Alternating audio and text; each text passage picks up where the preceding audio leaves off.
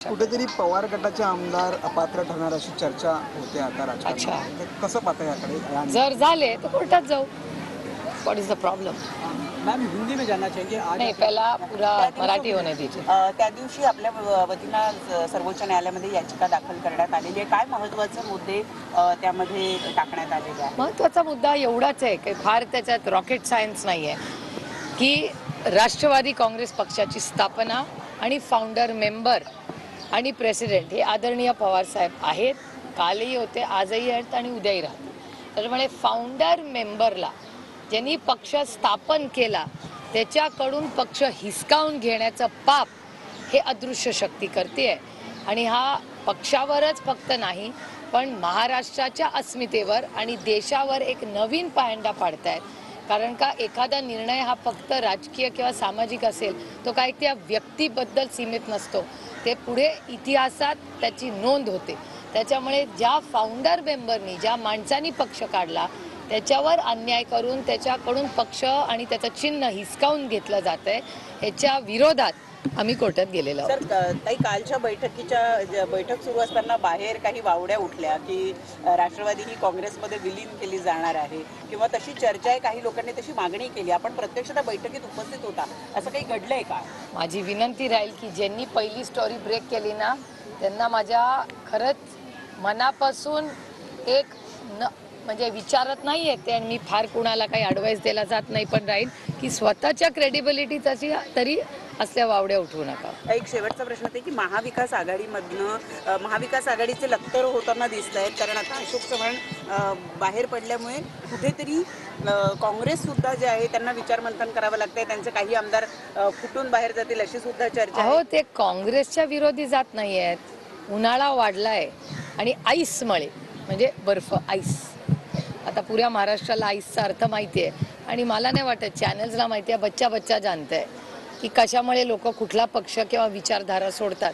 त्यामुळे हा trend Kashmir to Kanyakumari सगळ्याच राज्यात चालवलेला आहे. मला फक्त वाईट कुणाचंच वाटतं की त्या कर्तृत्वान कष्ट करणाऱ्या भारतीय जनता पक्ष भ्रष्ट जुमला पार्टी भारतीय जनता पक्ष यांच्या त्या जुन्या कार्यकर्त्या, कारण का भ्रष्ट जुमला पार्टी आज झाली आहे, ओरिजिनल ती भारतीय जनता पक्षच होता जो नैतिकतेवर चालायचा.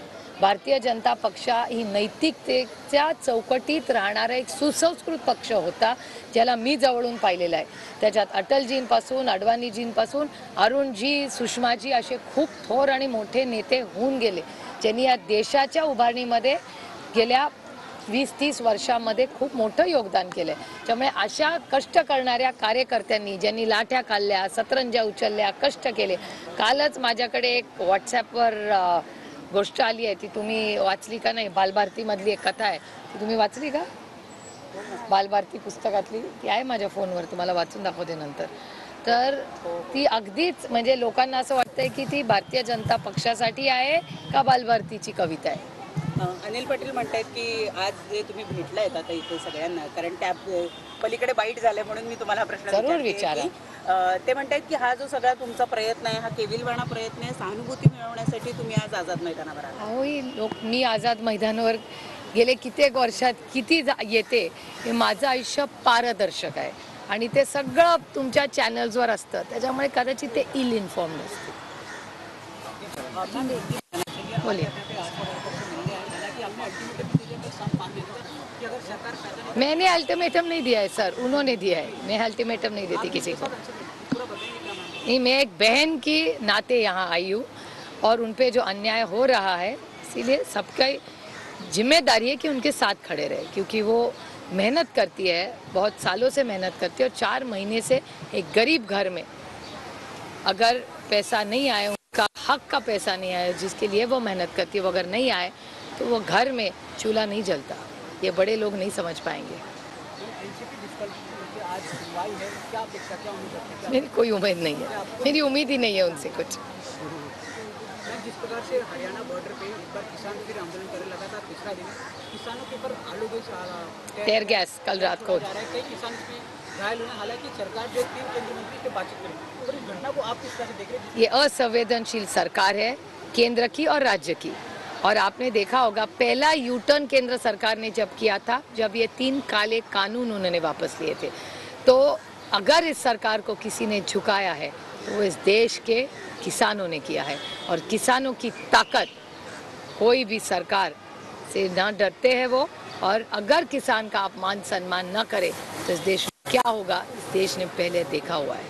ना वही बात करें राज्यसभा की, जिस प्रकार से अशोक चौहान की बात करें, मिलिंद देवरा, इनको आज राज्यसभा का नॉमिनेशन फाइल करेंगे, किस तरह से देख रहे हैं? क्योंकि हालांकि 2 दिन पहले अशोक चौहान ने बीजेपी ज्वाइन किया था। नहीं, मिलिंद देवरा जी की केस अलग है और अशोक जी की केस अलग है। क्योंकि मिलिंद देवरा जी क्यों गए, ये इसके लिए मुझे ज़्यादा कुछ पता नहीं है, तो उनके कोई व्यक्तिगत कुछ कारण होंगे।